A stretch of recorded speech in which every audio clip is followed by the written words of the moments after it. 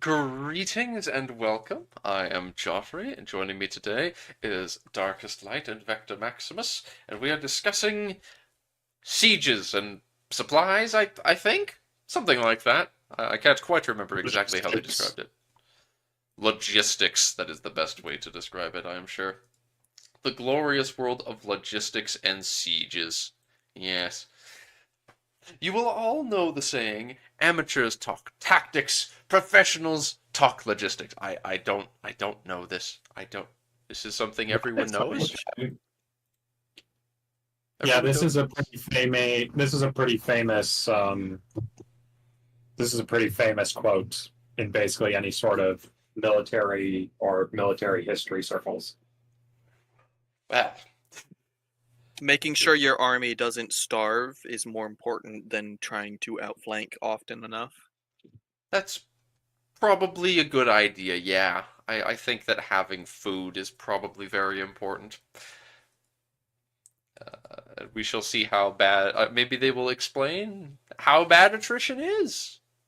Maybe we will have, yeah, I know that Vector had mentioned previously, and I'm hoping it's true, that the hope that we don't just have a, well, you're sieging this place, so it gives you X% attrition just because you're sieging it, uh, as opposed to having anything to do with supplies.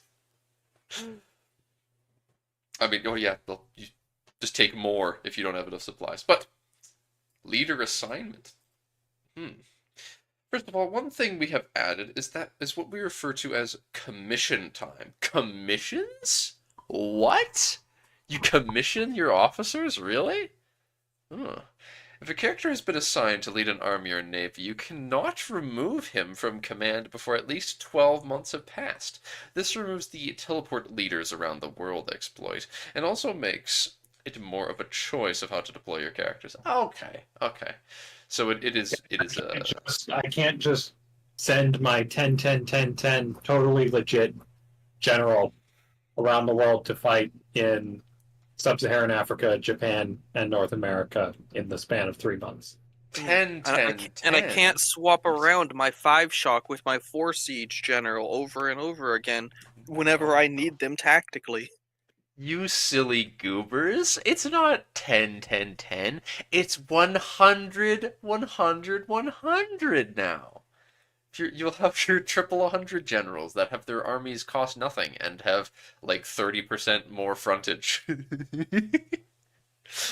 Oh god. But yeah, this is a good change. This is a good change for sure. Reinforcing regiments. Well, your levies do not reinforce. Oh, they do. Your levies? I remember that. Yeah, they explained that levies don't reinforce. That you raise them and they will just you just have that many. You just see them vanish away. Okay, People fine. die. Gemalt, you can make them teleport across the world after 1 year, but it doesn't feel as bad because you have to take a year. What a coincidence! I was just writing a siege scene in your book. Oh, you write book? Not you. Okay, didn't know that. Siege scene in a book. Well, yes, we are learning about all sorts of logistic stuff. Reinforcing. We learned that apparently levies do not reinforce. You raise your levies, and that's all you've got. Your regular regiments will attempt to reinforce if you still have manpower and get access to the goods they require. A regiment that is a part of an army that is retreating, is retreating, is in combat, loaded on a ship, or currently taking attrition losses will not be able to reinforce. Oh, that is very interesting. Huh. Taking attrition losses is even will just stop them from being able to reinforce. Then how do you take attrition? Because it sounds like it's probably harder to take attrition than I doubt then it's a case of I will read along, yes. I'm just like this is probably a good sign that you don't just take attrition because you're sieging. It probably needs something else. Hello. Yes, yes. Hello, Vilgende. Vilgende. Yes, hello. Fun stuff. Current strength. Strength 84. max strength 100. Yeah, the early game is gonna be so haggard with your small armies of. Whoa! I've used all of the iron in my country to make this small regiment of 100 light infantry. And hello, Armas, as well. Welcome, everyone. Good to see all these familiar faces. Thank you for stopping by. 5 will join infantry at number 17. It's spelt French-like, but it's spelled like. I'm not sure if that's French or Italian. But then the name reinforcement speed in bid gosh, that's like that's a Slavic. Something Slavic. Yeah. So Maybe it's Italian and they're fighting in like. I'm assuming that the province is in Poland. It could be well, probably not Poland because of the fact that it sounds like it's either French or Italian. So my guess is that it's like Venice invading Dalmatia or something. The province I was talking about. Oh. Can't wait to fight in the 30 years. Or they need an event for it like EU4, but better. They have It'll probably be a situation. Yeah, Religious wars. We've already talked about it as being a situation. They haven't given us any details, but I remember that as well. That they did it. They talked about how there are basically every era has a situation. At least one situation. I think every era has at least one is the point. And like, yeah, there's quite a few that are going to be happening early game as well. For example, I know. So they talked about any faith apart from the Catholic Church. No, not really. They only briefly gave us info on the Catholic Church. They've mentioned the Eastern Orthodox briefly. With its its autocephalous patriarchates and such. Not orthodoxy, though. That they don't have the autocephalous stuff. That's the. Was it Miaphysite? What is it called? I don't know. It's the Eastern/Southern Christian faith. Whenever games want to represent that, they've lumped Ethiopia, Egypt. Yeah, the non-Catholics, non-Orthodox, and not Nestorians. You fit in the awkward middle zone. So they lump the Armenian Church, the Georgians. Wait, no, the Georgians are Orthodox. The Armenians, the Egyptians, the Monophysites. I'm forgetting which one they Coptics. are. Coptic's the culture. Well, Coptic is also a religion, but yes, Coptic in EU5 refers to the culture. Which is and then they have Miaphysite, I think, or apostolic for Catholic, or for Coptic religion. Protestant shouldn't just be a buff for some stuff. You don't think it affects too much in EU4 if you change to them? Well, I mean that's not. Don't want to get too distracted talking about faith stuff right now, but if you aren't already, I can plug my Discord server because it's in the description of all of these streams, and if you join there, we can chat about stuff like Oh, you are in the server? Oh, okay. But for now, at least, I want to get into the meat of this topic. As for religions, yeah, they have not explained too much. But one thing I will say is that they mentioned that there's unique what are they? Advances? Innovations? What do they call them? Advances. Yeah, they talked a bit about the fact that not every faith, but most faiths have a couple unique advancements, as in like every era they've got. During different eras, if you enter an era with a faith, I say era, an age, yeah, an age with a certain religion or a certain government type, you'll get unique things for that one. Specifically, was the one that was name dropped. So that's something interesting that I would like to note, that if you swap your faith in the you start the game Catholic, you'll have the unique start of the game, like Age of Traditions. Yeah, the Age of Traditions, unique Catholic thing to be researched. And if you have changed to a different faith by the time the Age of Renaissance starts, or no, the Age of Renaissance already started. I don't remember. The point is, if you enter a new age with when you enter a new age, if something has changed about you at some point during the previous era, you'll swap to the different type of innovations that you'll unlock later. But yeah, you just hope it's not too difficult because you don't like Hearts of Iron, but from what you've seen, you think you'd like it. Um, yeah. It seems that the combat from what they've been talking about, there's a lot of, it's a lot like Imperator when it comes to raising armies, where you raise your levy. Yeah. It does. I haven't seen anything that looks like Hearts of Iron, It's but essentially the baby of EU4 and Imperator, with a yeah. little bit from Uncle CK2 in there. Grand Yes. Uncle CK2. You say that as if CK2 didn't come out 1 year before U4, but he feels a lot older than that. I suppose it would be an uncle. Yeah. Uh, and hello, Japards. Good to see you. Good to see you. Um, but yes, I highly doubt it will be very complicated.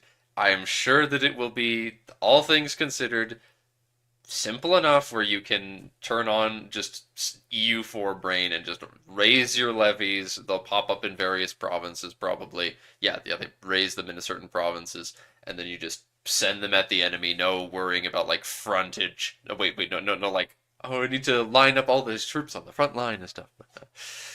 Um, yeah, CK3's combat is pretty ass, but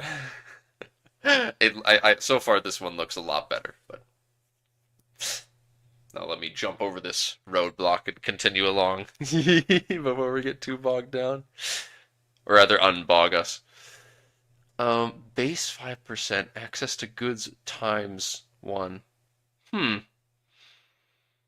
So there's, I guess, yeah, this is where you'd put extra modifiers if you have extra reinforcement speed for whatever reason. But access to goods is interesting, where I suppose it's just times but 1, so it's just normal if you have access to goods, but if you have less access to goods, then it goes down, I imagine. I doubt there's a surplus of goods, you get more reinforcement speed. Whoa.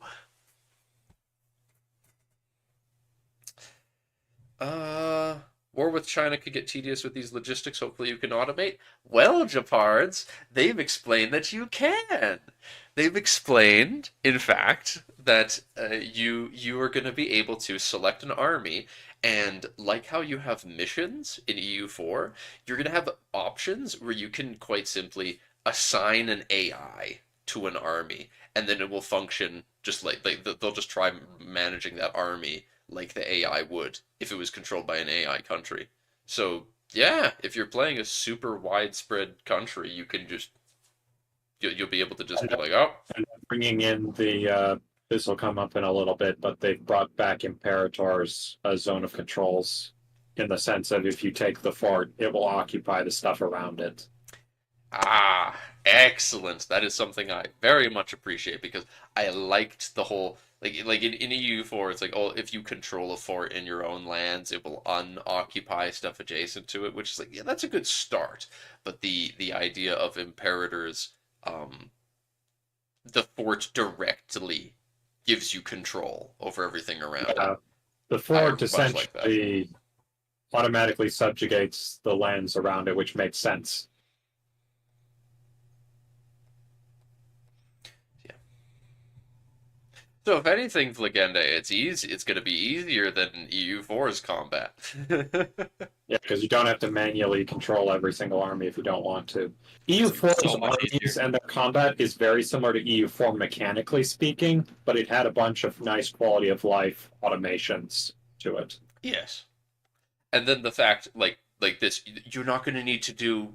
Oh, I hate carpet sieging, and carpet sieging isn't even really going to be a thing for several reasons in this, because your armies are going to be slow, weak, easily Too bad. snapped out of existence. if you're trying to split them up into tiny pieces behind enemy lines, there's no reason for you to carpet siege that land because if you siege it, the forts are what actually controls the land. So, hmm.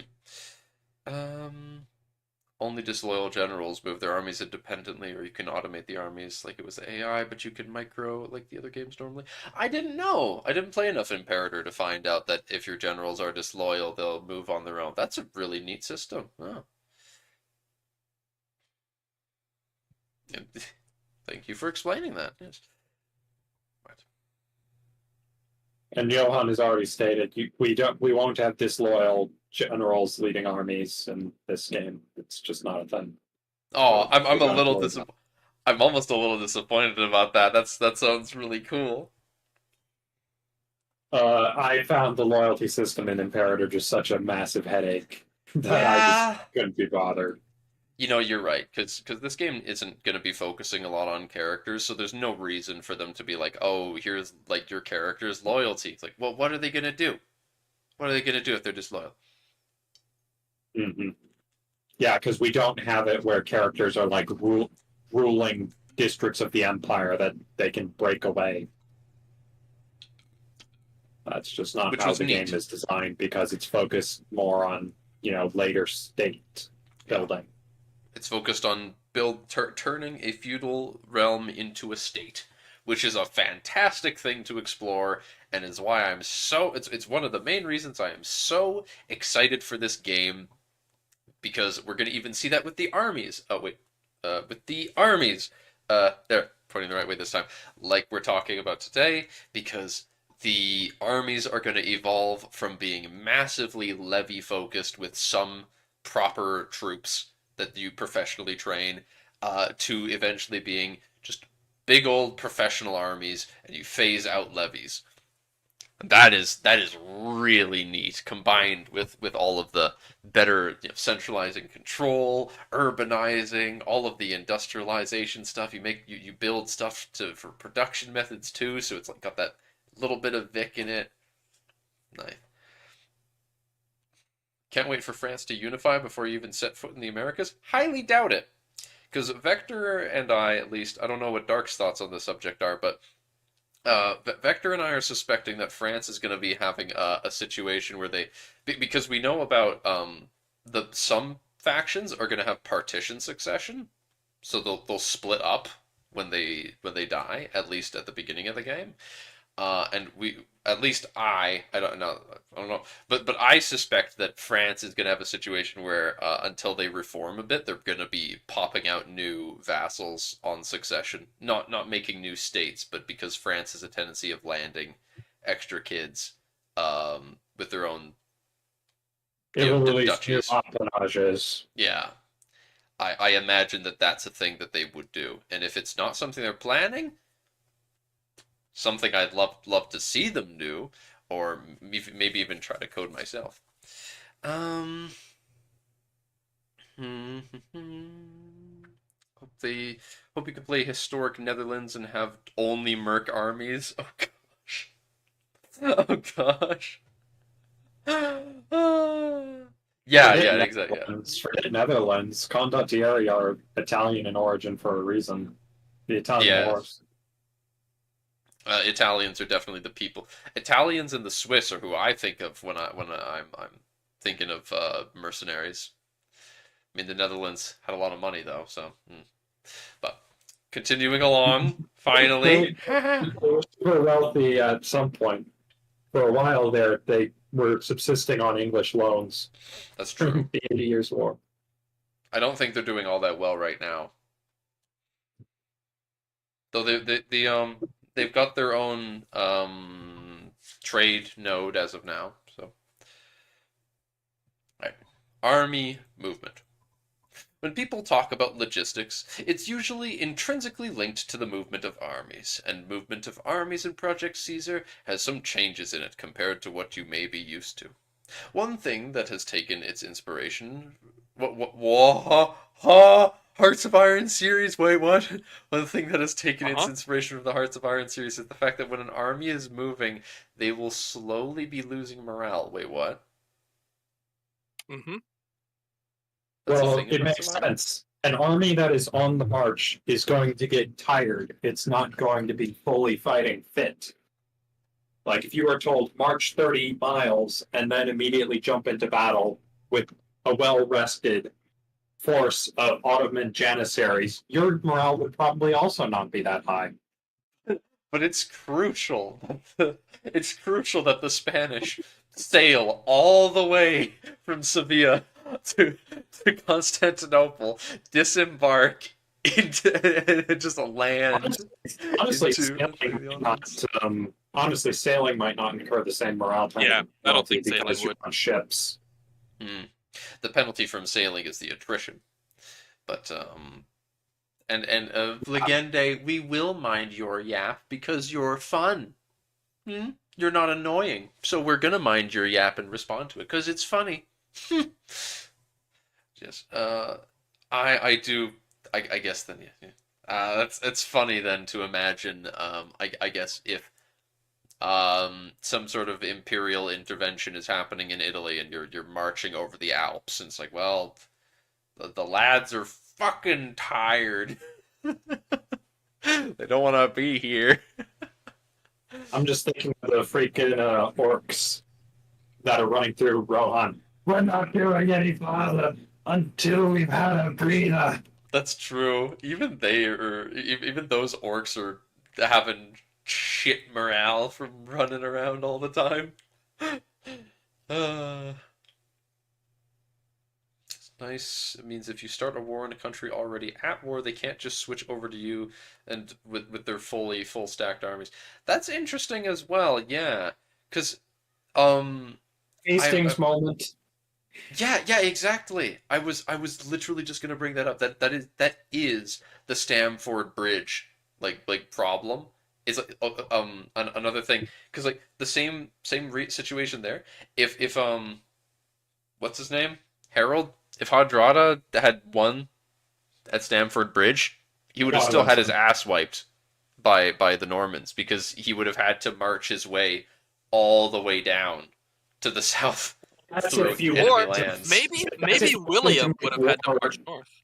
Yeah, I was about to say that depends if Hardrada wanted to march immediately south to fight, he might have chose to stay in York and resupply and rest his forces. Yeah, That's a fair point. it was Harold Okay. Godwinson that was basically forced to march all the way north and then Yeah, because You're right. Godwinson was the one on the defensive. He has to protect his claim. Here Hardrada I was was. Win it. Here I Hardrada was was under thinking no like obligation. I was just I don't know I'm getting caught up in the whole like because we're talking about logistics here so it was going through my head of like oh well clearly Hardrada needs to beat William before he takes all of the stuff in the south of England as if he is on like And a war William needs score to beat timer. William needs to beat Hardrada to take the north half of England. Yeah, exactly. So it's just the thought that popped into my head is like, well, Hardrada would need to be marching through unfriendly territory with terrible supplies, but it's like, no, he wouldn't have had to. But I'm imagining that in EU5, that's probably something that will very much matter. Don't know how that works yet, but I'm sure they will discuss it later. That I'm sure that supplies will be terrible if you're walking through lots of uncontrolled lands. Uh, but I'm looking forward to that Fez gameplay that you were telling us about because you get the fun of logistics in the Sahara. I'm sure it's fine. I'm sure that the Fez gameplay is fine. Everybody dying horribly and in agony from the sun. The unmatched power of the sun, the deadly laser. Fighting in Russia already screams pain and no morale. Yeah, you gotta march from Poland to Moscow. It's like, what? Excuse me? Remember, three people have successfully invaded Russia: the Mongols, the Polish, and the Swedes. See, I think Jeopard's, yeah, that's a very good point. Not losing morale rewards offensive playstyle, so I think that this is going to make, um, at least early game wars a lot more slow paced, and it's like you need to be more deliberate with your movements instead of just Well, yeah, you won't just march your army straight into it. You advance your army, you let it rest to regain its morale, and then you can fight a pitched battle. No Yeah. more AI rushing into Siberia. Oh no, I didn't think about that. How is the AI They going to did handle this?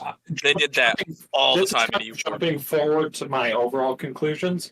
My feeling for this whole logistics system is conflicts are going to be more limited. You won't have armies rushing across half a continent in the early game because your ability to actually support them and to project your power through military force is going to be incredibly constrained by your logistics and your ability to actually support armies.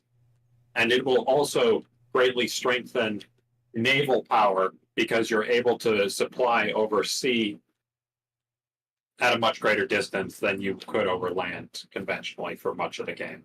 I see. I see. Hmm. This is all this that also then supports epic Joffman vassal swarm strats. Mm-hmm. Better control of the outer regions of your country so that you can supply better. It's just how you got to do it. But I shall read on and so that I can see for myself. It's already been talked about how terrain is going to affect, all this sort of stuff. Not in great depth, but yeah, it's not going to be the same. You won't, because essentially armies, because we're going to get to this, but in the short of it, armies are going to forage, and you can't forage from a desert, but you can forage from rich farmlands. So terrain and such will. And then there's other effects of, different terrain types have different attrition rates. So yeah, there's going to be a lot of difference between climate and terrain and everything. So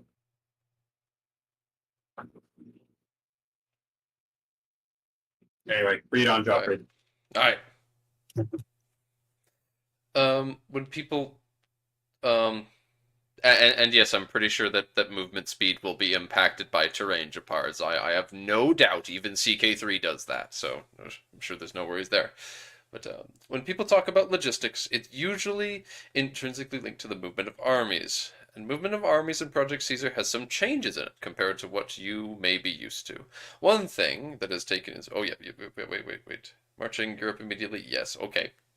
Okay, said that much already. We also have added the fact that an army that is beyond a certain size will be marching slower, where the size is based on its total frontage being fielded. While you can attach units to other units, this makes the attached units move slower, as military organization in the late medieval era was rather limited. In later ages, you get advances that reduce this penalty significantly, completely limiting it in the Age of Revolutions. And speaking particularly about that age, we have an advance there that makes multiple core combat more interesting, making them to march to the sound of the guns. Okay, yeah. This advance allows an army to automatically react if another army of ours in an adjacent location enters combat, and then quickly march to join that battle. Lots of this automation stuff, yeah. So later on you can get an innovation that or an advance that will just straight up cause your armies to automatically reinforce each other if you toggle it on. That is very appealing. Hmm. The thing that confuses me though is that they talk about this whole larger your army is, the more slow it moves. But to me it's like, well then couldn't you just split up the army into tiny pieces if you know you're safe? Like if you know you're not going to get ambushed, could you just break it up into tiny pieces and you'll move faster?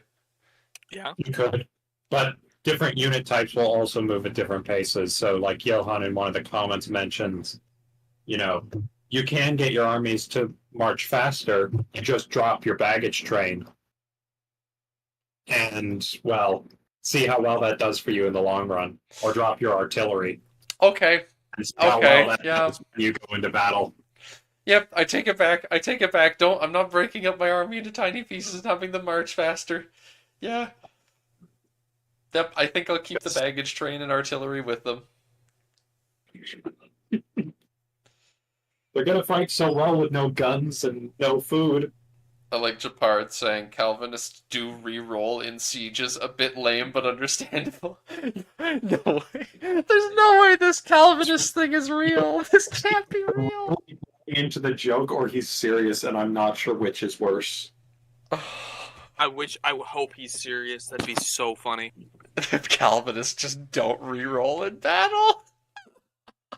Because it's preordained. Right. Oh, there's some pictures of advances, yeah. Guess which is my favorite advance from this part of the Age of Revolutions tree?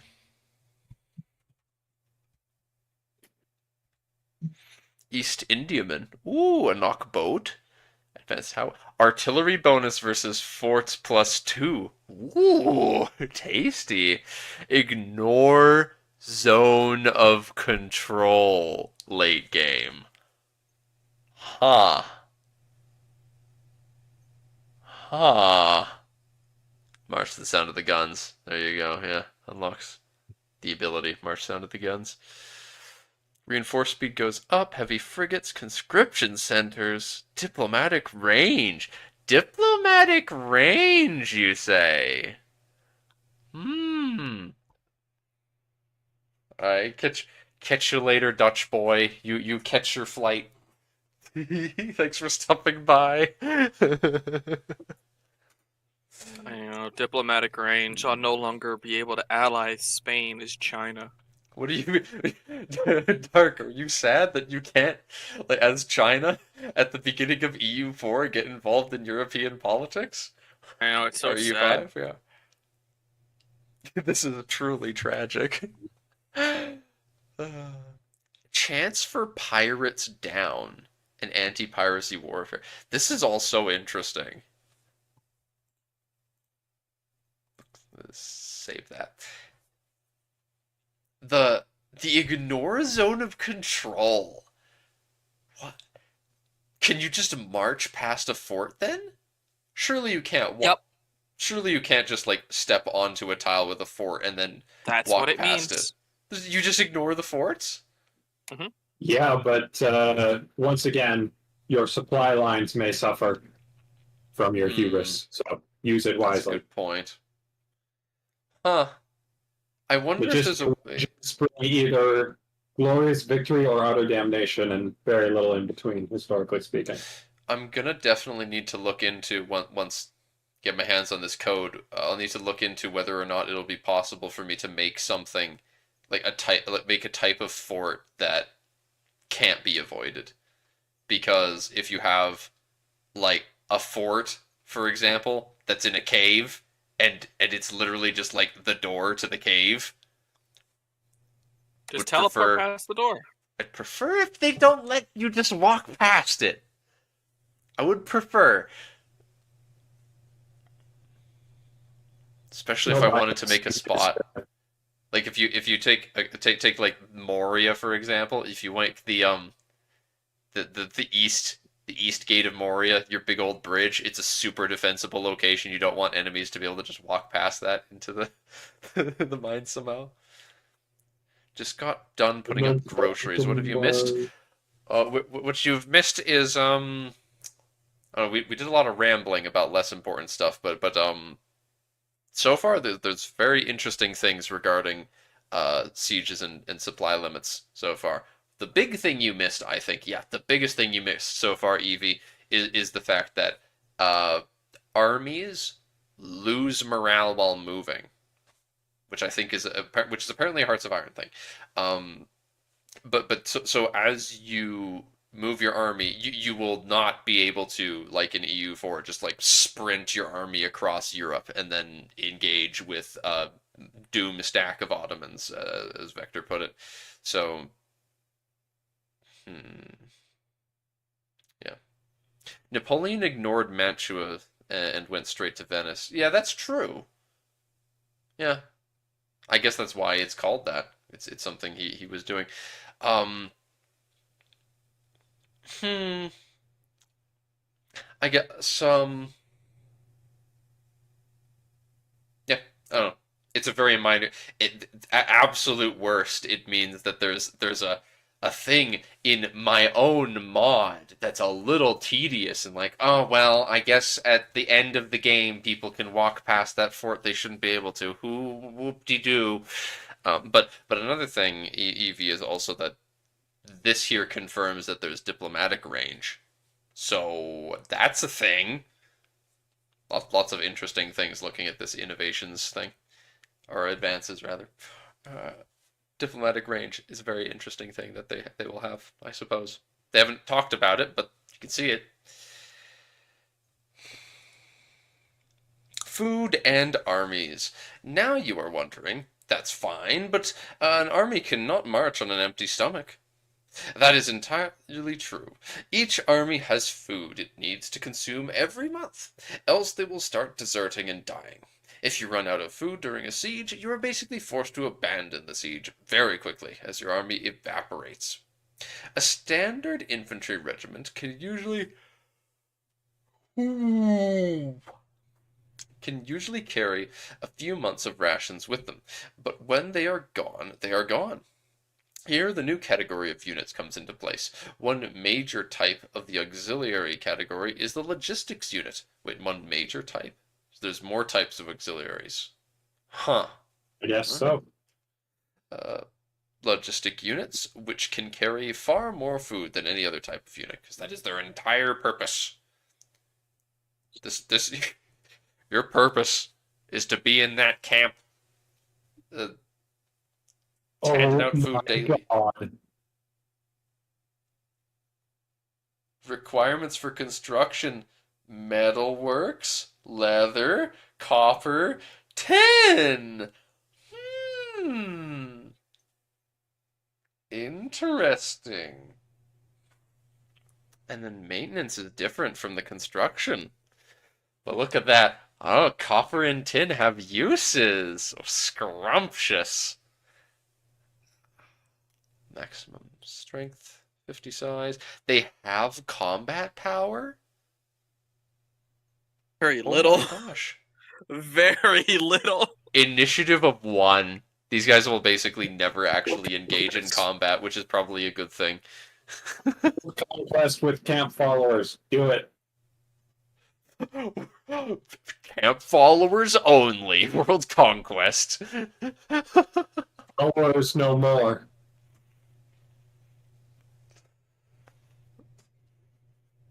A motley crew of merchants and families of the soldiery. Camp followers provide informal services to war bands on the march.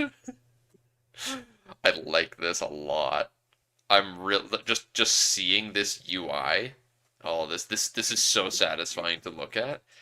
I just metalworks, leather, copper, tin. See this? Oh, my little zoomer, my inner zoomer Minecraft player is just jumping with joy when I'm looking at these like, oh, the numbers. And this is you craft the camp followers with this, and then you repair it with oh my god, oh whoa. And they use up 1 manpower monthly. Interestingly, I wonder how much that is. They might be bad at fighting, but they will provide 1 manpower some is 1 person, Joffrey. If you say so. They're very, very clear that each pop transfers into just an equivalent amount of manpower. Yeah. Same with levies. So 1 manpower is 1 pop. It is 1 guy. Yeah. And how about Portugal helping a Christian kingdom in Ethiopia? They thought the king was Prester John.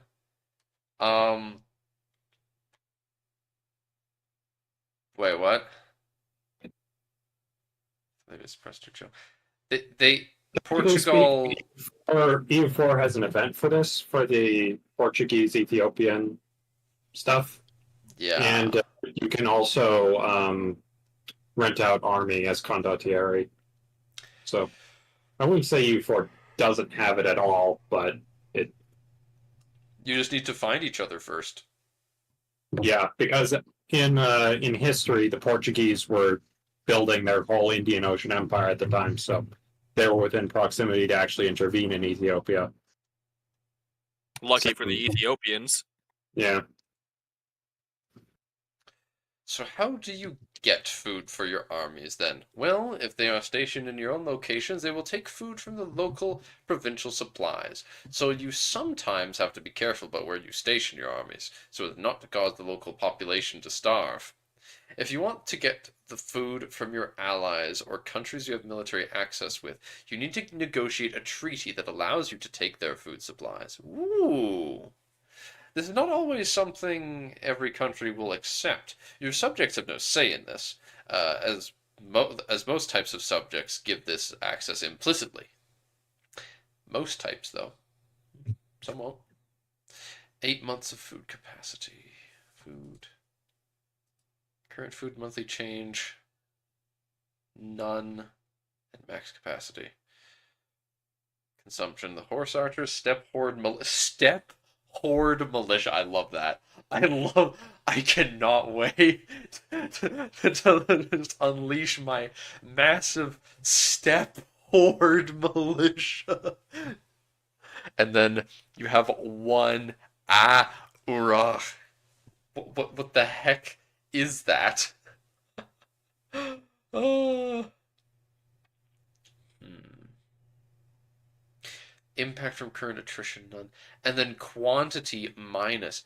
Is this because so they've got I guess there's a societal value, so they have a societal value on quantity instead of quality. So it means their troops consume less food. Hmm. The more I see, the more I like it. They can get by on gruel. Stone soup.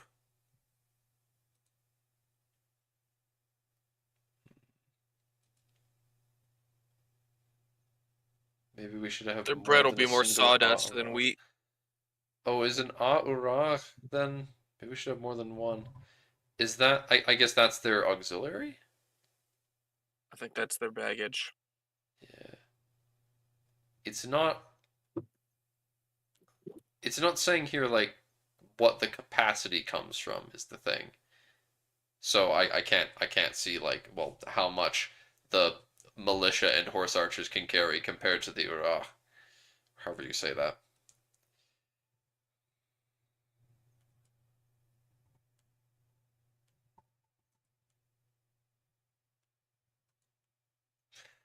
When you are at war, you can steal food from occupied provinces. If you control the capital of a province, you can steal the food of the local populace there to feed your armies.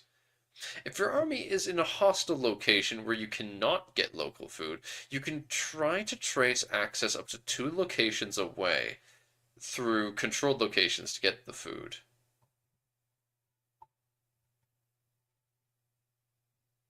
Up to 2 locations away, controlled area. What does that look like then? So you would need to have like a trail of occupied land behind you? But I then, believe so. so it's saying if you're like, yeah, okay. So if you're sieging a fort and if you're sieging someone's fort and that fort is on your border, you could get supplies from areas that you control up to 2 spaces away. Sort of. I believe so. I guess. That's what they're saying, yeah. Okay.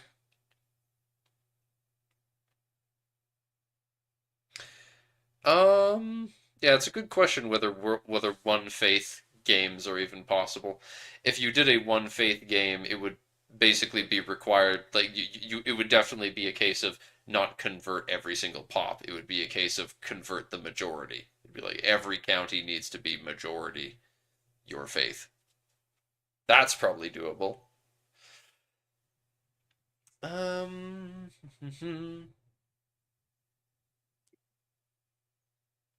If you can't reach your own locations at that distance, there are 2 ways to get food for your armies. First of all, if there is a supply depot within that range, your army will draw food from it. A supply depot can be created by an army, and you can deposit food until its maximum storage capabilities, and any army within range can withdraw from it. Any army can gather food from their homeland and deposit it into the depot if there's space. There are advances increasing the capacity of your depots as well. Very interesting indeed. Huh. This is a sort of situation where I can see then you gotta snipe the depot. So like if a siege is going on, someone's got their army that's sieging, and then they need to have another smaller army, perhaps that's just well, I don't know. But you have an army that's doing the siege, and then you have another army that's guarding the supply depot nearby.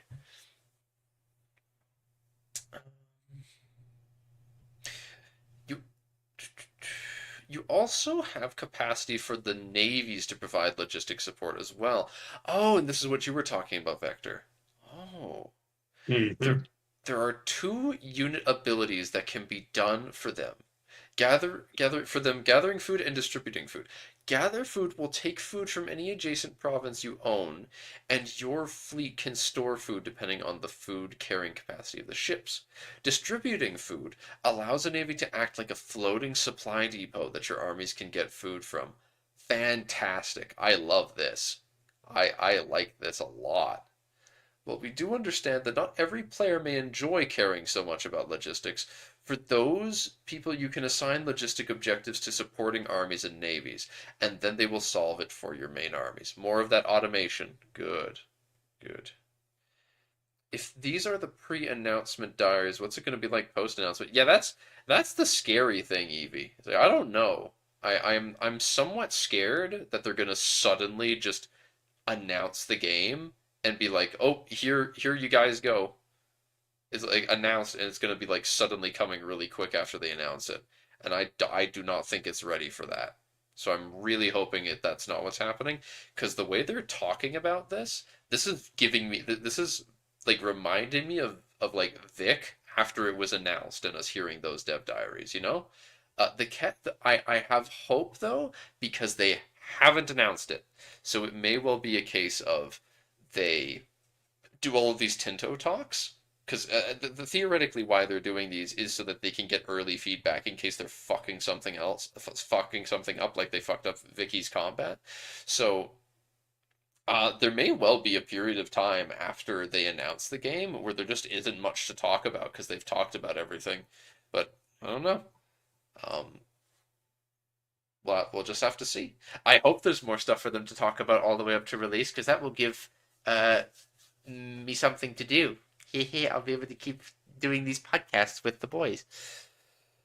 As long as they want to. No, I think this is our last one, Joffrey. You might not like it, but it's the truth. Farewell. For all time, Dark. Yes, I'll never see you again.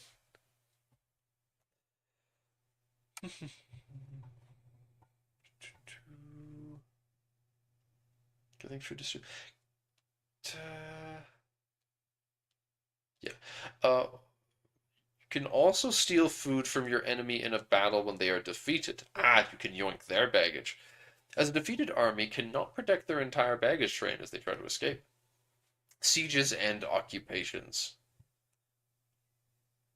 Now let's turn to the second part of this talk, where we will talk about how sieges will work. First of all, there are two different types to talk about here, as not all locations are equal. Locations without any fortifications will not have any long siege, but an army with a single full-strength regiment is enough to take it in a few weeks. A location with some sort of fortification requires a full siege, though. Siege progress in Plock, so we are in Poland.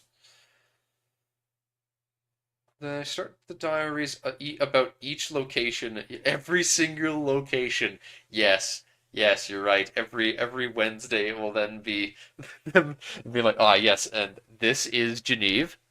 This is Geneva, and this is no country. They'll do every week. They'll be like, this is this country, and this is their epic. Actually, they might. Now that I think about it, that's not as far fetched as I'm making it sound. They very well could be like, oh, this week we're talking about how France plays.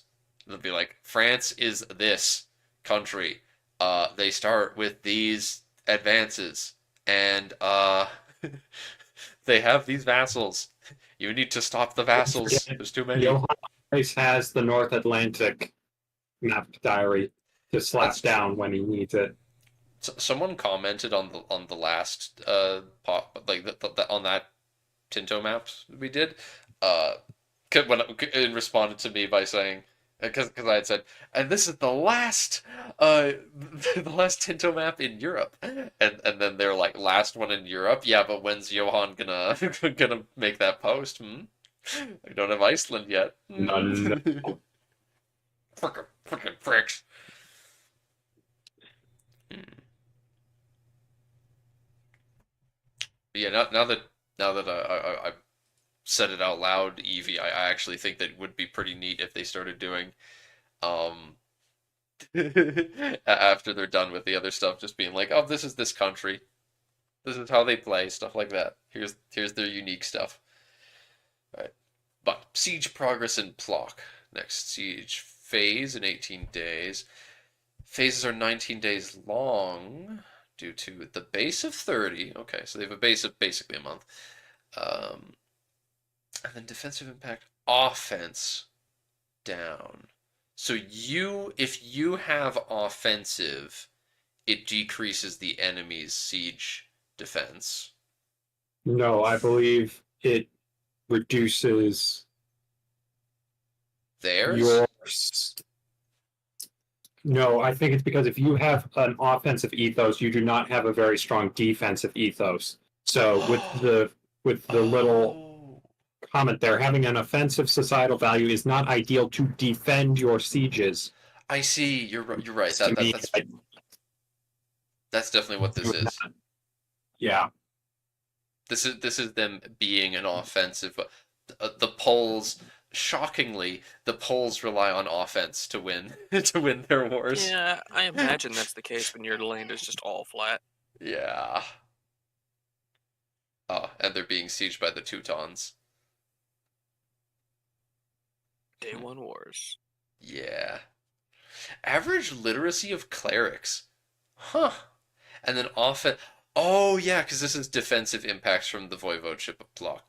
Because yeah, it's specifically targeting things relating to the voivode block. No, and this is the Teutonic Order. See, Poland and the Teutonic Order are both offensive, so Poland being offensive makes them weaker on the defensive, and then the Teutons being offensive makes them better at offensive. So On those walls. smash them down. Hence the 19-day siege ticks. Bring Rough. forth the ground. Food has a significant impact on how you plan your military campaigns, as it affects how long you can sustain a siege. The key thing here, and this is something I'm a big fan of, is that sieges are gambles. You don't know when a fort will fall. I mean, I guess, yeah. Yeah, the actual sieges are still using the EU4 method. I'm just going to spoil it. Yeah, that's the one part that disappoints me. And that's why I froze when he said, "You don't know when the siege will fall." I'm just like, oh no. I really wish they'd done something different. I like CK3 sieges more.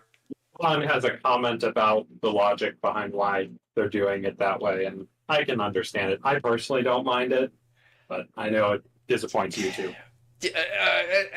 Yeah. I much prefer CK3 has like no, you'll never notice it is the thing because they barely impact, because like all you care about when you're sieging in CK3 is just that the line goes along, but CK3 also has siege like phases.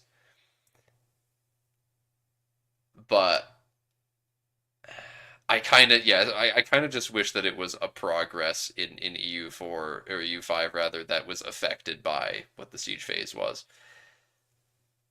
So maybe it could go back and forth a bit.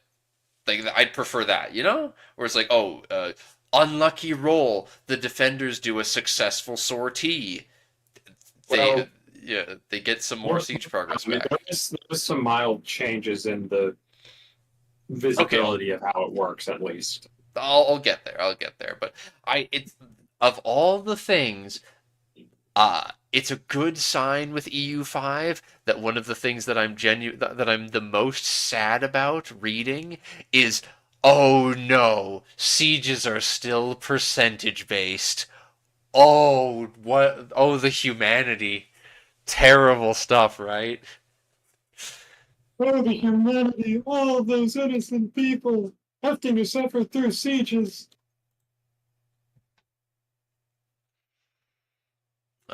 Japard's, I know the event you're talking about.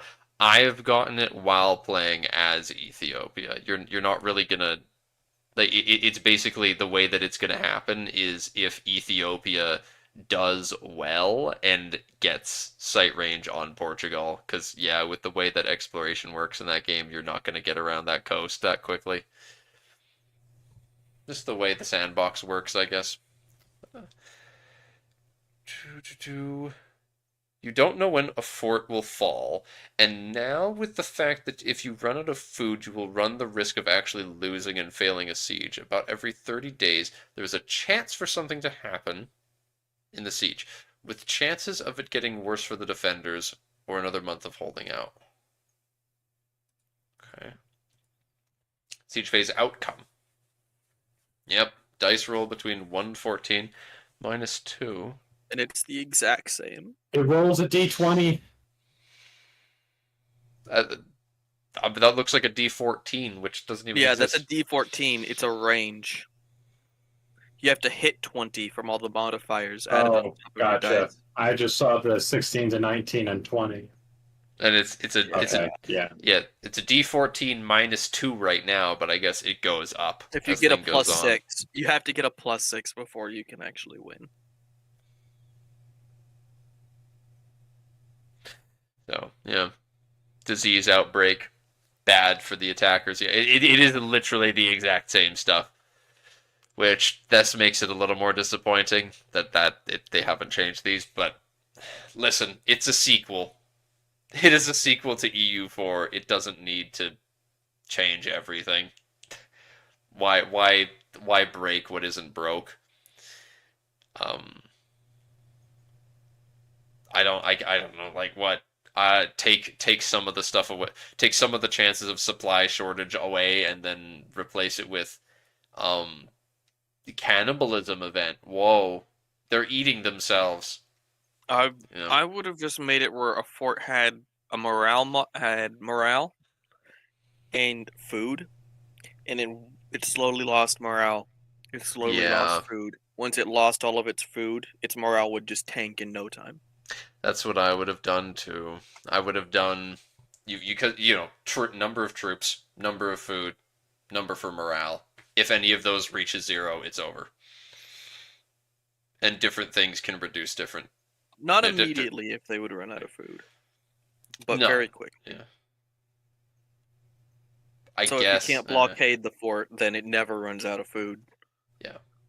Yeah, and then that would raise interesting things like that. There could be there could be things that cause maybe they don't consistently lose morale, for example. Maybe the rate that they lose troops is very slow. Maybe things are going well enough that their morale isn't steadily going down. I don't know. There's interesting ways they could have worked around that. Made situations where it's improbable that you'll be able to siege them out because they have access to the sea and they've got high morale, so you need to assault. But hey, you'll need to assault in this game too. It's just different reasons. Yeah, I'm fine with it. Uh, it'll still lead to situations that are interesting and different from EU4, such as you are sieging this thing, you're running out of food, they haven't given up yet. It doesn't look like they're going to give up soon. Time to assault because you need this siege to get done. You need that food. All right. Moving along from this. It won't surrender immediately, but maybe we can avoid disease amongst the troops. These changes, the assault is now a more potentially viable option, as either you win and save time and food, or you fail the assault, and have taken casualties, and thus presuming.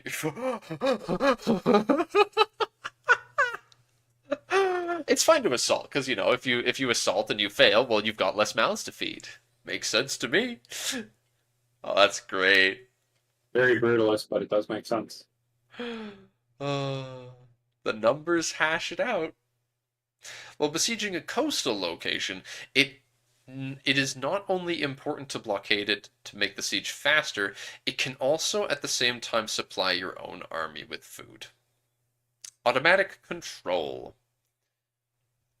As the map is more granular than previous games we've made, warfare would turn into a massive slog to manually siege or occupy every single location.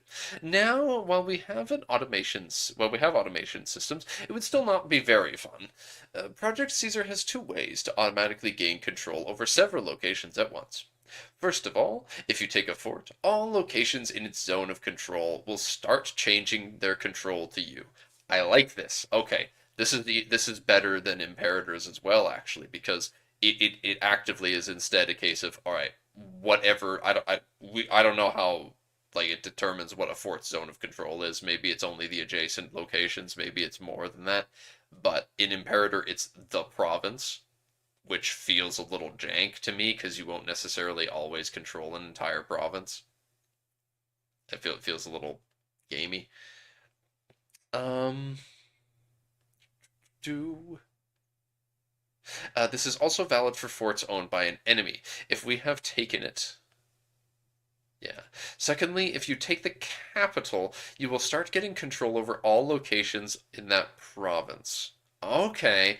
Okay, this is good. Okay. If you take the capital of a province, you will do the imperator thing of getting control over it.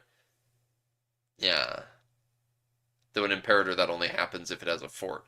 So in this case, if you have a province that just has no fort, just occupy the capital of it, whatever town that is, and it'll just give you occupation over the whole place. That's really cool. And then, in addition to that, forts are a microcosm of this, where forts project their power separately. So I guess what probably happens then is, say you have okay, like imagine you have a province and there's two forts in it. One fort is in the province capital, and one fort is just somewhere else in the province. So if you occupy the province capital's fort, it will give you occupation over the whole province, except the lands adjacent to that other fort. That's probably what happens, and that just sounds really cool, just visually and gameplay wise. Smooth, elegant, gets just helps things move along.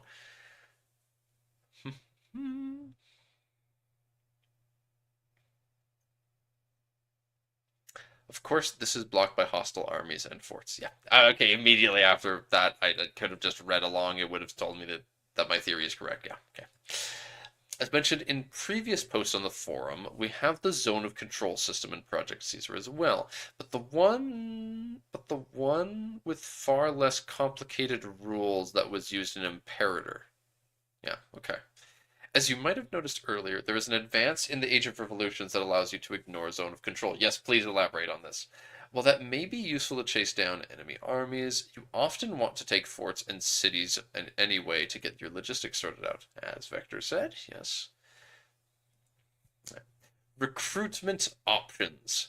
One thing that has not been mentioned yet about the military is that we have different recruitment methods for regiments, where you can either rush the training so a regiment can be ready much quicker, but at far less strength, or spend more time in training and start with higher experience. Huh. I wonder, is that even from the beginning? The beginning of the game? Are you like in the age of traditions recruiting heavy infantry and being just like, all right, take your time training, boys. Need you to get that starting experience. Hmm. Training does pay off. Next week, we will talk about ships and some aspects of the naval part of the game. Boat. The power of boat. I like. A lot. I like. I shall be curious to see more about Boat.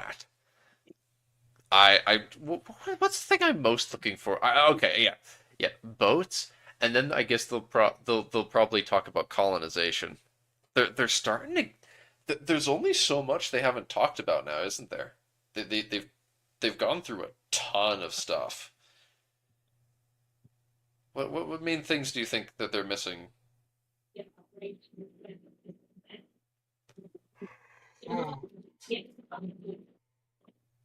Because there's boats and colonization. I don't know what else there is other than specific stuff. Boats. I mean, I want to hear about what they keep teasing us with those countries that don't own locations. Yeah, that's true. That's very true. I They will want have to to either elaborate on that. have I want to either just have the band-aid torn off, or I want to see all my dreams come true. Yes, exactly. Just give us the answer. Uh, all this teasing about uh there are multiple types of countries. Countries that own land is one type. So what the fuck does that mean? Because they established that there's some tribes that we didn't see in the Tinto maps that are like, oh, there's some tribes in those uncolonized lands that are, oh, they exist, they just don't own land. It's like, huh? But it sounds like, but if that's how they handle like migratory stuff, for example, very much, I am very much down for that. I will be hyped.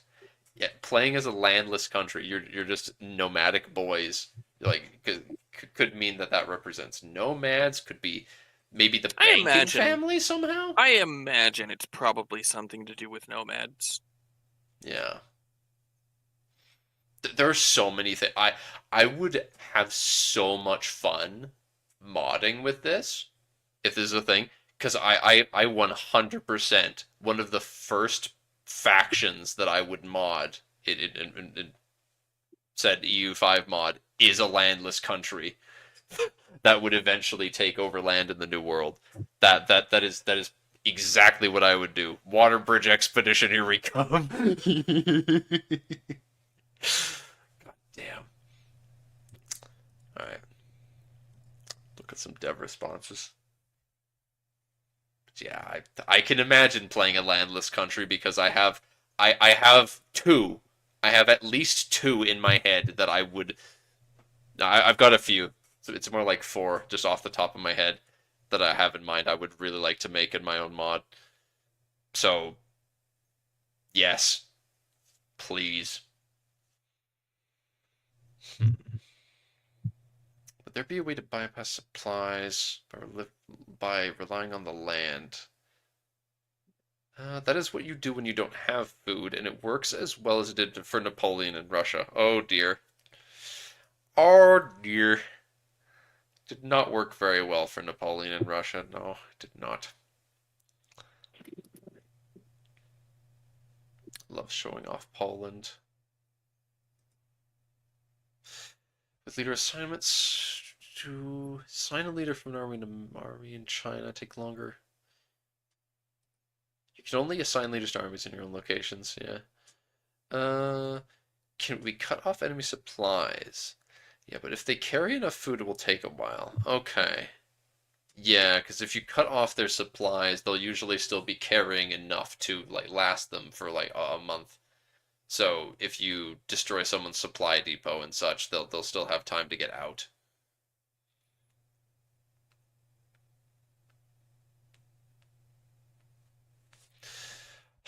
Tinto Talk link. All you have to do is look up just look up Tinto Talk on Google. It's so easy, Hendrix. Oh my god. You fool. There we go. There we go. Camp follower only world conquest challenge. Yep. Yep. Yes, you're welcome. It took me as much effort to send you that link as it would have taken you to look it up. Takes manpower from the manpower pool. Yep. Hostile revolts.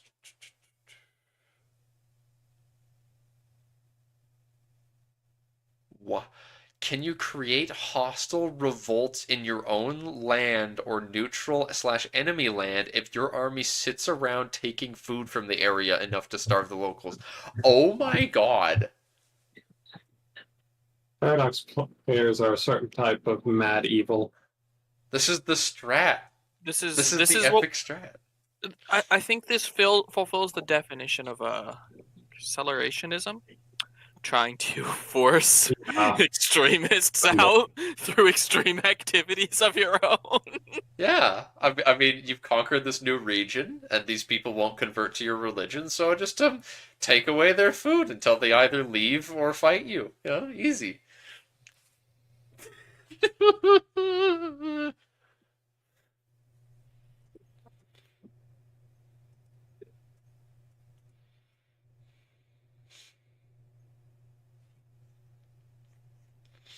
There's no forced march. If you want to force march, you drop your auxiliaries and artillery behind and march.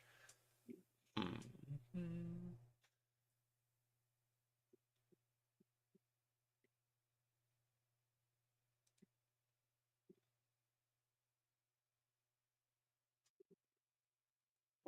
There are levies in each age. They're just worse than regulars.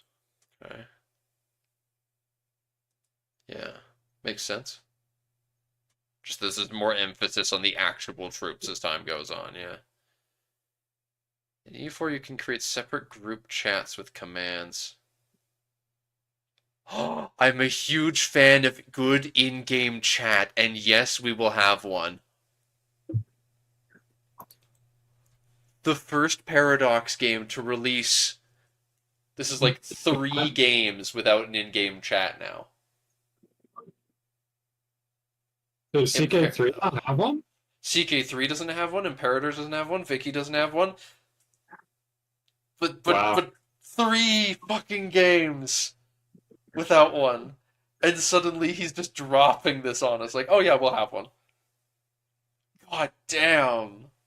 I mean, I don't let people play multiplayer games with me unless they're in my like Discord in one of the channels, but still, you know, it's really good. Because some people don't like sending Discord DMs and alt tabbing, I guess. All these plebeians who only have one monitor want to be able to message each other in game. I'm getting called by my dad to come help him with something, so I am going to be dipping for the evening, my dudes. See you, my dude. Great talking to you guys. Looking forward to next week's. Yes. Shoot. Yep. Boat. Bye bye. All right. You can bribe other people's mercenaries.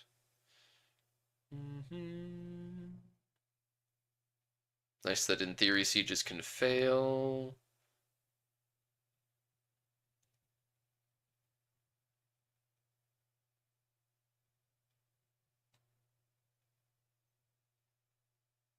And Johan does not like CK's sieges because he thinks it's wholly unrealistic. Oh well. I can't say I entirely disagree.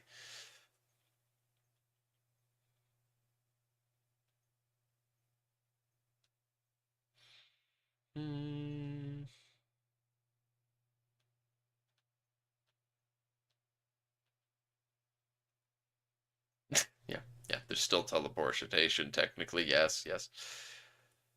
Regarding desertion. Regarding coastal sieges, since the enemy fleets help speed up siege with armies. Friendly fleets increase fort defense. Partially, yes. I don't. Huh. Not a whole lot. This is an unusually uninsightful topic. Between the population and the army in a location, who gets the food first if it's not enough to feed both? Does it give a percentage to both? Locations first. So the location gets the army first. and then the army takes it. I guess. I don't know. It's a little confusing. EU5 is going to be the crown jewel of the Paradox Empire. I agree. I hope that EU5 brings manages to bring enough elements of the various games that they're like the good parts of them together, that people who don't play EU4 or like various people will be united behind wanting to play this game, you know? I'm somewhat hopeful of that. Location. Uh, just should be RNG.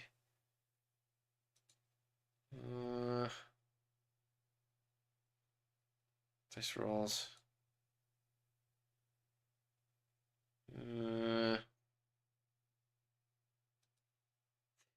What?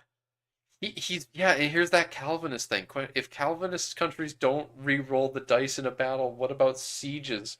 Because if they don't, they wait, what? They re-roll in sieges. What the heck? Is it really Florian. true? Logistics units do use frontage. Have logistic units as this game is in the 14th. Not any supply lines in warfare then.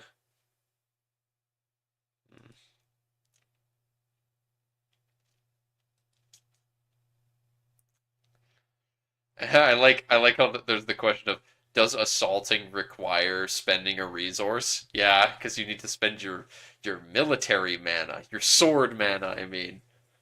You gotta spend your sword mana so that you can assault the fort. I hate that there's times in EU4 where I'll be sieging a place, and it's like, well, listen, there's only 100 guys in this fort, but I don't want to spend the 7 military power that it would take to assault the fort, so I'm just not gonna.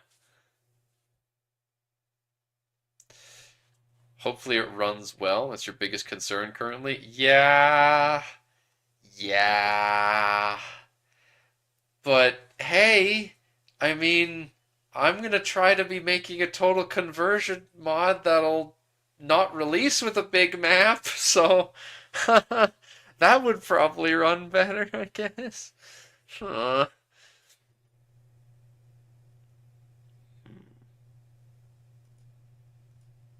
Hmm. During the war. Yeah, blockades. Of course, impact food. Hit the enemy sieging a fort to weaken them.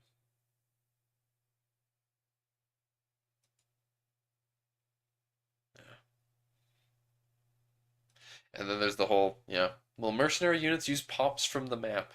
Yes. Yeah, I guess the mercs just take people from some random play, like county, I guess. I don't know. Hmm. Can you resupply sieges? Oh yeah, yeah. If you you know defeat the army, knock them off the siege, then yeah. Calvinists just win or lose. No rerolls at all. Yeah. Well, Dark and I were talking about, if it's real, then it means that if you play as a Calvinist, you'll launch a battle and then just be like, well, this wasn't a good roll. I guess I'm just gonna retreat now, and then you come back and just keep trying until you get a good roll. And if your opponent sees that you have a good roll, they're gonna retreat and come back Yeah. until you get a bad roll. So fighting Calvinists in PvP sounds pretty shit. I can't wait to see the MP rules. Like, no Calvinists. You cannot become Calvinist. uh,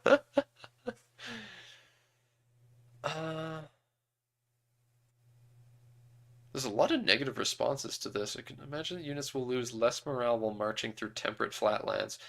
Oh. I don't think I care about the terrain. Like, lose more morale for marching through a terrain. I think the bigger problem is that some terrains take longer time to march through. I think that the fact that it's harder and therefore takes more time to march through a jungle will already represent the fact that it's more damaging to morale to be trudging through the jungle. So, yeah.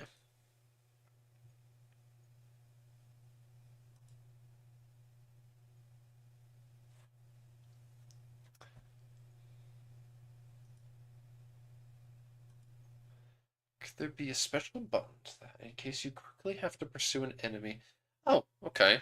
If you quickly want to chase someone down, you can click detach auxiliary and artillery. Okay. I like that, like that.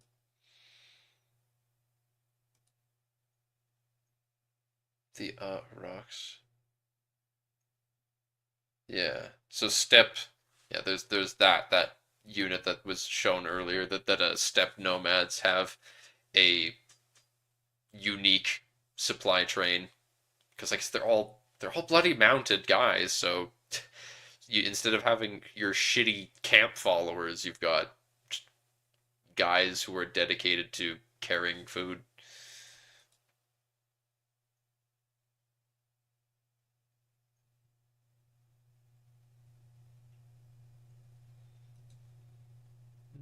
You can only reinforce in places that are actually owned by you.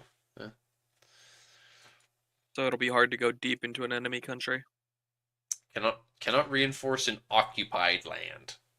If you are sieging someone, you will and you are taking attrition while you're sieging them, you quite simply will need to win the siege and then go back home.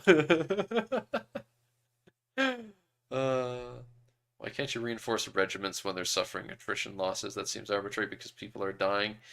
Yeah, I mean,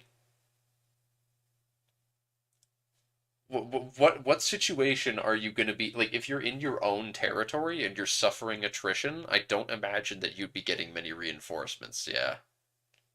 I think that's a fair thing because you only reinforce in your own territory, and if you're in your own territory and suffering attrition, I think there's a problem.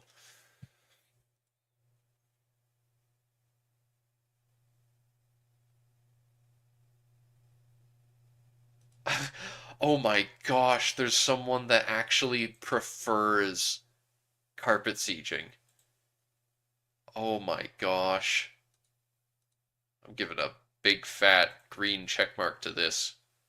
Thank you for making automatic control a thing. But would it be possible to make similar types of unit templates? And then there's the blushy face? What? What? How do you mean? You never showed anything about unit templates?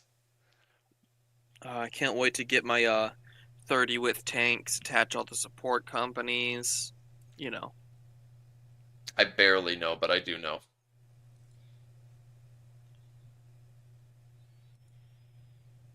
Hmm. Hmm. It's possible to get an assignment system like diplomats assignments in EU4 in which it takes more time to assign and take away a general farther away it is from your capital. That's an interesting idea that if you unassign a general, it takes more time. Like it'll be on a cooldown for a certain amount of time depending on how far away it is from your capital. I kind of like that idea.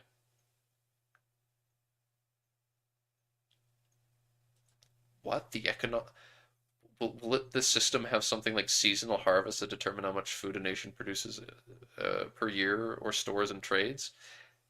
And then it says, yeah, we'll talk about that in a few weeks. There's actually going to be a system for like types of harvests? Okay. Harvest season. That's why you gotta fight after the harvest. Look at this! If your leader dies while leading an army in hostile territory, are you able to send another leader to that army rather than have that entire army return to your lands just to assign a new leader? No. People are really unhappy about that. I can understand why. Yeah. I You'd expect your army to have a command structure where a general could be replaced if he dies. yeah. The funny thing is that this is the case in EU4 already. Hostile territory. What about if it's occupied? Can you? I don't know if they mentioned that you can do it in occupied lands, because in EU4 you could do it in controlled lands. I don't know.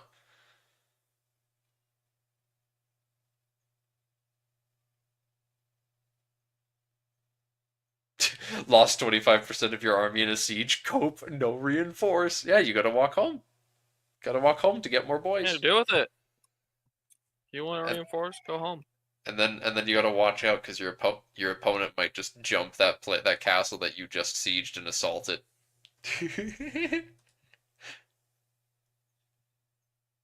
If a war takes years, is it possible for levies to slightly replenish at home? Theoretically, if you fight for long enough, I guess the levies can come back. That's the thing, yeah. With actually, because like you're saying, Gimalt, you lose 20% of your army in a siege. Most of those losses would be levies, early game at least, and levies just can't be replaced. You literally just can't reinforce them. Hmm.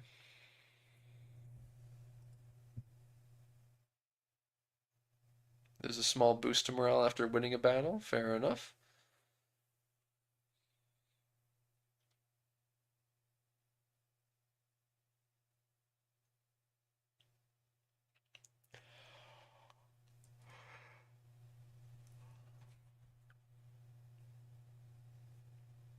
Hmm. Oh.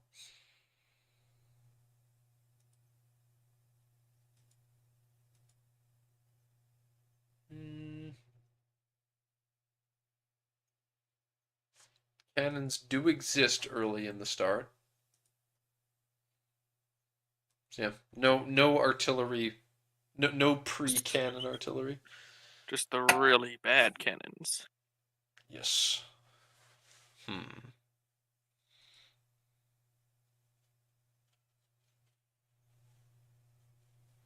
Which yeah, I think if anyone who doesn't have cannons unlocked just doesn't have any siege weapons by the logic of the game.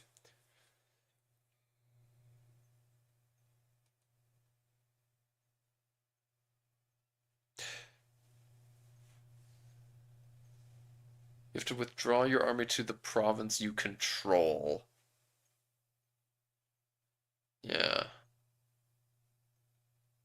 Hmm.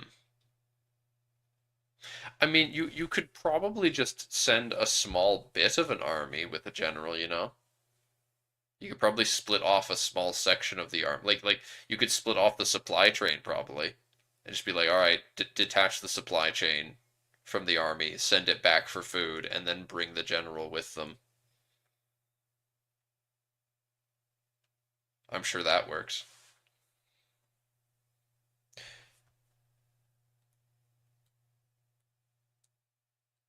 You hate it when RNG makes you retreat your army while in enemy territory for no reason. What are you talking about?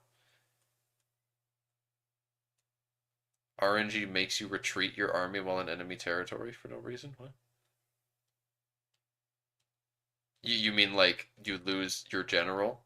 Is that what you're talking about here? Is like you hate that like you lost your general, so now you need to move your army back so that you can assign a new guy? Yeah, you should be able to assign one if you're in occupied territory. Well, it says control. This person has asked about controlling. Yeah, I'm pretty sure you can do it in lands you control. So I hope I so. which I imagine is the case because that's how it works in EU4. I doubt they'd make it worse.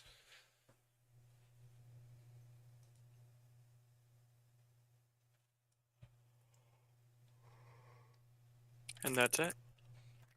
Yeah, if you got two armies in one location, you can swap the leaders around. Yeah. All right. All right. Let's see. Let's see. On the off chance there's something interesting to look at now.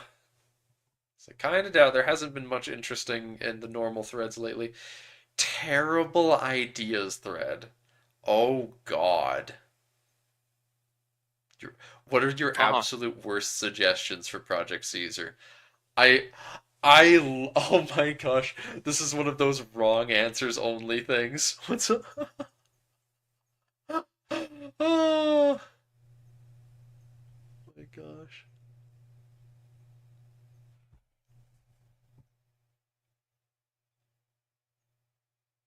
Situations thread. What was like any dev responses? No. No dev responses. Region slash country populations. Nah. Norse versus Asatru. I know exactly what. Who would have guessed? Who can guess what that conversation is about? Yeah. Australia should allow you to domesticate the emu and use them as mounts instead of horses. No, no, I don't think that's a joke. I think that's correct, Evie. I think that's a very good idea. You need to prevent the emu wars from ever happening. Just like the Canadians ride the goose. Yeah, Goose, specifically. yeah, specifically the goose. We have big geese. We don't show them to the public. It's our secret weapon. But kind of think that's that. A short one. It wasn't especially short. There just wasn't all that much interesting to talk about in the responses. I'm sure boats will be a little more. Maybe they won't be. I don't know. Because we haven't really learned anything about how boats work yet. So if it's different, if it's not just the same as EU4, then it will probably have quite a bit of to be talked about. They keep they change how boats work in every Paradox game, so I imagine that they're going to do so here. Always try to reinvent the wheel. Uh, but with that, yeah, I think we're done here. So, I thank you all for watching, and I hope to see you next time. Bye bye.